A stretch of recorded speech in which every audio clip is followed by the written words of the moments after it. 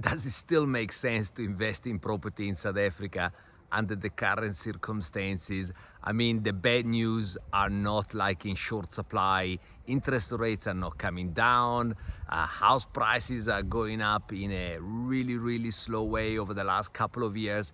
In actual fact, city of Johannesburg has experienced for the first time declining prices. So we're not short of tough bad news. Municipalities, they are failing to deliver basic services. Tenants that like to take the law upon their hands and with dubious payment behavior. So the question is real, and the truth is that I generally believe that for a lot of South Africans, it doesn't make sense to invest in property. And that's a big statement coming from me, Carlo, the property coach. And I'll tell you exactly why I think that for many property investors or for many South Africans, it doesn't make sense to invest in property because too many aspiring property investors, they're really not serious about it. They want a quick shortcuts to wealth, but they want to do it without investing in themselves, without building their knowledge, without building their tools, building their community, their guidance and support. So if you think that investing in property is easy and it doesn't require knowledge, skills, and action, well, you're in for like some really big disappointment because the market is not gonna come to rescue you from being a novice that wants to take shortcut.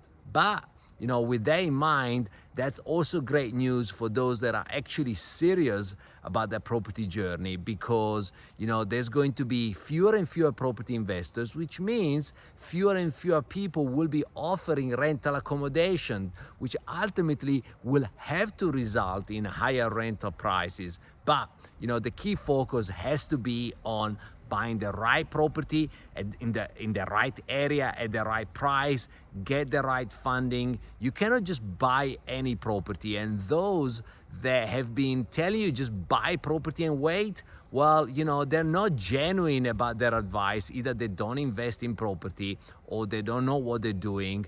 Might be the same people that in 2020, when interest rates were at a all-time low, told you there was no better time to invest in property. Well, there was no better time to invest in property if you had a 1-year horizon, but interest rates went back up. And now, just earlier, a couple of days ago, I had a phone call from a really distressed property investor that loaded his truckload of properties in 2020. And now he's not coping with interest rates payments anymore.